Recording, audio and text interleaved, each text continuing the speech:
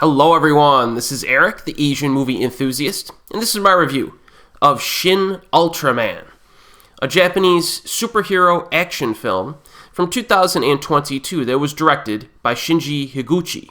It was written, co-produced, and co-edited by Hideaki Anno, and serves as a reimagining of the 1966 television series Ultraman, which spawned an insane number of series and movies over the past 50 plus years.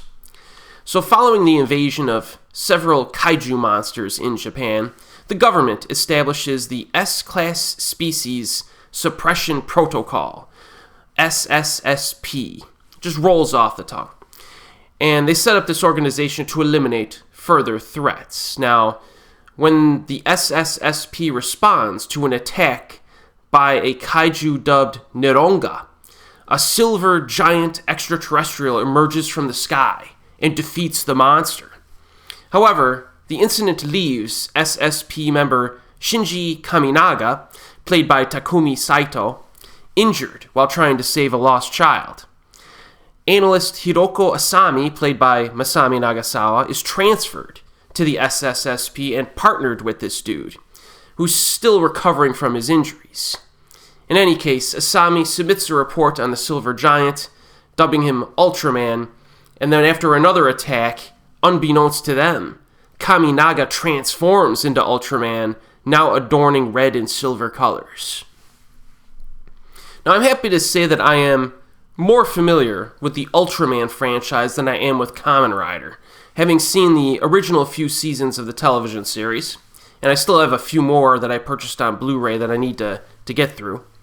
The introduction to this 2022 adaptation has a very similar feel to the opening credits in the old school television series. And the similarities do not end there. This movie basically feels like multiple episodes of the TV show that are presented within one theatrical film and kind of blended together. We get a setup for like the world building with the monsters. We get the introduction of Ultraman in this, and then other elements involving his relationships with human beings and other entities. Now, I don't want to tell you where the story goes because you should experience that for yourself, but it's definitely something that has been explored previously in the television show, probably a number of times at this point.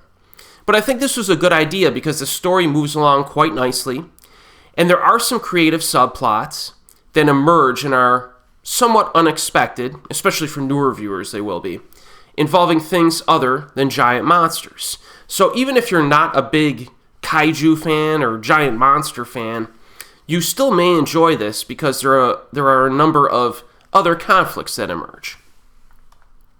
In terms of commentary, I did notice that they portrayed the United States in certain ways. So, the U.S. in this film only supplies resources to Japan to help them with the monsters.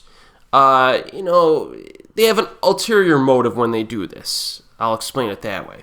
So when Ultraman arrives, and they suspect he could be from outer space, the United States is a more vested interest in making contact with him than actually continuing to help Japan in any of their problems, which is kind of interesting and probably very truthful. There's also a subtle joke at one point where the Japanese government, the SSSP, hopes that America will bill the Department of Defense instead of them for the bunker buster attacks that the U.S. used with their stealth bombers to help them out at the beginning of the film. So there's budgetary issues as well that are at stake. So I thought that was quite an amusing scene. The themes were definitely deeper and stronger and more pronounced in Shin Godzilla compared to this, but they are here.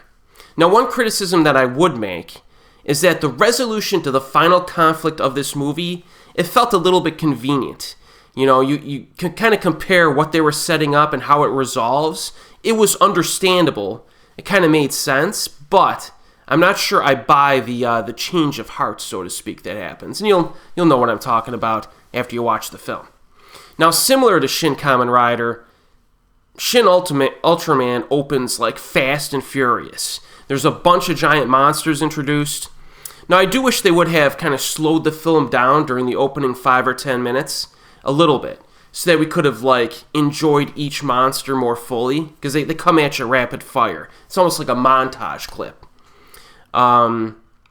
Still, the opening kaiju fight is pretty good. It involves a monster that's partially invisible and consumes electricity. The second fight against the drill monster is even better than that. He's like got a drill head, I think, or something.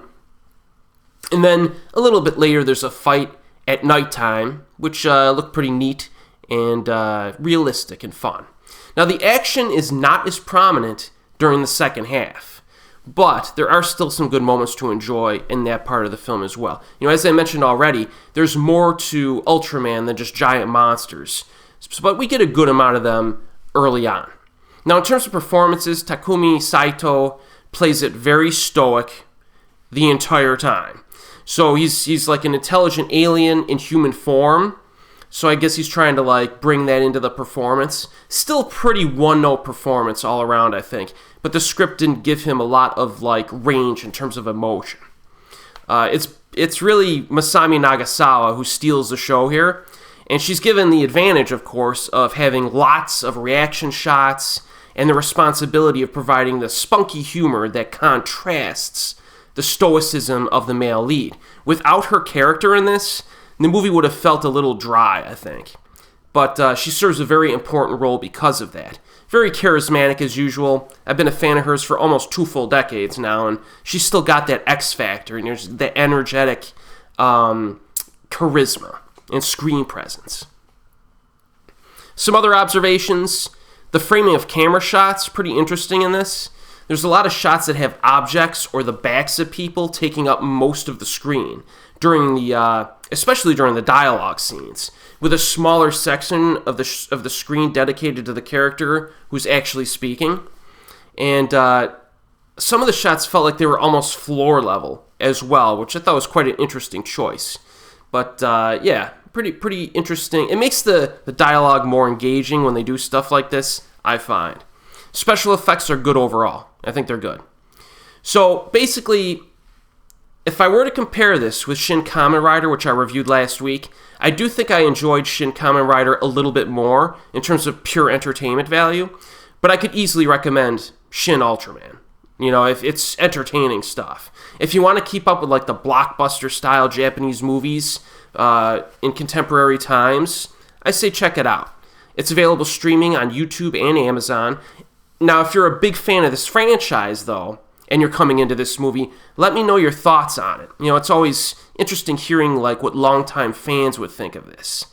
And if you have any recommendations on the best or your favorite Ultraman series over the years, let me know in the comments section, because I'd be interested in maybe watching, exploring more of the franchise at a later time.